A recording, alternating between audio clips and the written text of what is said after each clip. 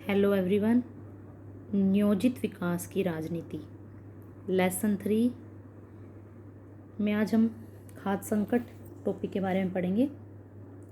खाद्य संकट यानी खाद्यान्न की कमी होना, देश में अनाज की कमी होना। 1960 के दशक में कृषि की दशा बद से बदतर हो गई थी। 1960 के दशक को भारत में सबसे खतरनाक दशक माना जाता है, क्योंकि भारत में कृषि की है उसकी पैदावार कम हो गई थी और खाद्यान्न की समस्या देश में पैदा हो गई थी, भुखमरी बढ़ गई थी।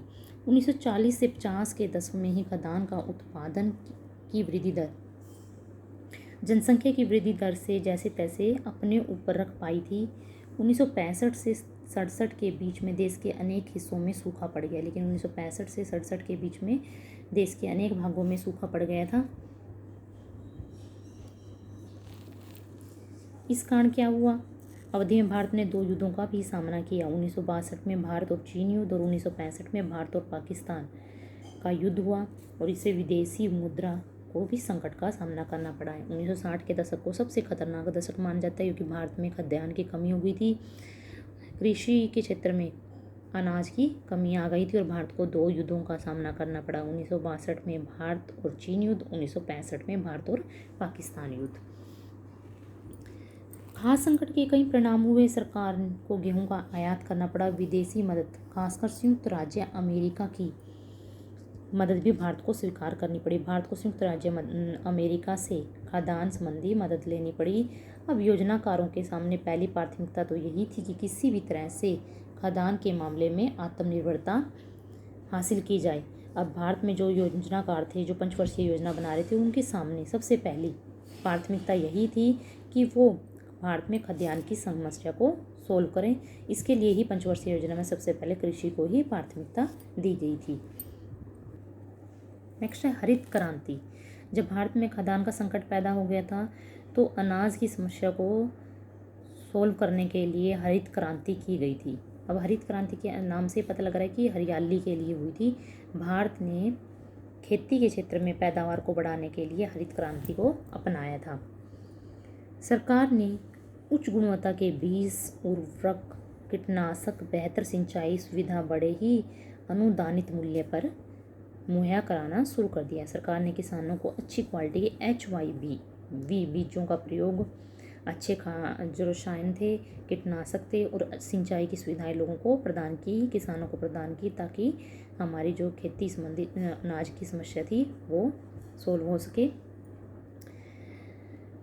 और इस बात की भी गारंटी दी कि उपज को एक निर्धारित मूल्य पर खरीद लिया जाएगा। यही इस परिघटना की शुरुआत थी, जिसे हरित क्रांति के नाम से जाना गया। सरकार ने लोगों को आश्वासन दिलाया कि उनकी खेती से जो पैदावार होगी उसे भी उचित दाम पर खरीद लिया जाएगा, उनका अनाज बेकार नहीं जाएगा। इससे भारत में अनाज की संबंधी जो समस्या है वो लगभग समाप्त हो गई थी। इस प्रक्रिया में धनी किसान और बड़े भूस्वामी को सबसे ज़्यादा फायदा हुआ। हरित क्रांति की पैदावार, खेती और पैदावार में सामान्य किस्म में इजाफा हुआ। हरित क्रांति के कारण भारत में खेती में बढ़ोतरी हो गई और ज़्यादातर गेहूं की पैदावार बढ़ गई। देश में खाद्यान्न की उपलब्धता बढ़ी और देश में जो खाद्यान्न की समस्या थी वो लगभग सोल्व हो गई थी। अब इसमें से मेन क्वेश्चन बनता है कि हरित क्रांति कब हुई थी? हरित क्रांति है वो 1960 के दशक में हुई थी। खाद्यान्न की समस्या इससे समाप्त हो गई थी। सरकार ने HYV अच्छी किस्म के बीजों, रसायन और कीटनाशकों का प्रयोग करके और सिंचाई के साधनों को उपलब्ध करा के हरित क्रांति लाई थी और जिस कारण भारत में अनाज की समस्या थी वो सोल्व हो गई थी।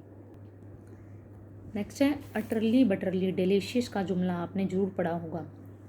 यहाँ हम इस पिक्चर में देख रहे हैं कि अमूल दूध की, आपने जो पिक्चर देखी होगी अमूल बटर की, उसमें ये लड़की की पिक्चर बनी हुई होती है।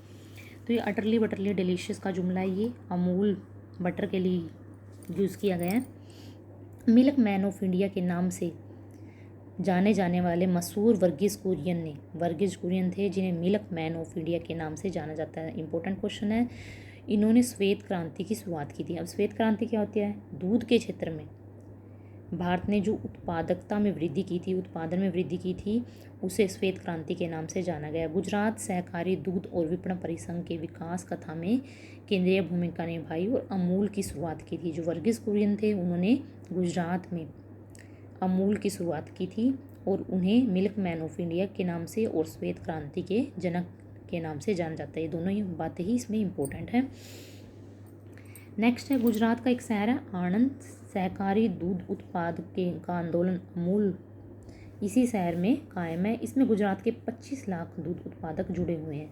ग्रामीण विकास और गरीबी उन्मूलन के लिहाज से अमूल नाम के एक सहकारी आंदोलन अपने आप में एक अनूठा और करागार है। इसने 25 लाख लोगों को, दूध उत्पादक जो लोग थे जिनके पास पशु थे, उनको एक राष्ट्रव्यापी तंत्र से जोड़ दिया गया था और इस तरह से उन्होंने श्वेत क्रांति की शुरुआत की थी। इस मॉडल के विस्तार को श्वेत क्रांति के नाम से जाना गया। दूध उत्पादन में वृद्धि को और दूध उत्पादन के लिए जो तंत्र बनाया गया था जिसमें बहुत सारे दूध उत्पादकों को जोड़ दिया गया था, उसे श्वेत क्रांति के नाम से जाना गया। 1970 में ऑपरेशन फ्लड नामक कार्यक्रम से इसकी शुरुआत हुई। अब इसमें 3 मेन पॉइंट है। पहले मिल्क मैन ऑफ इंडिया के नाम से किसे जाना जाता है, वर्गीस कुरियन को। श्वेत क्रांति किस क्षेत्र में हुई थी, दूध के क्षेत्र में हुई थी। और ऑपरेशन फ्लड कार्यक्रम क्या था, दूध के क्षेत्र में जो राष्ट्रव्यापी तंत्र बनाया गया था उसे ऑपरेशन फ्लड के नाम से जाना गया।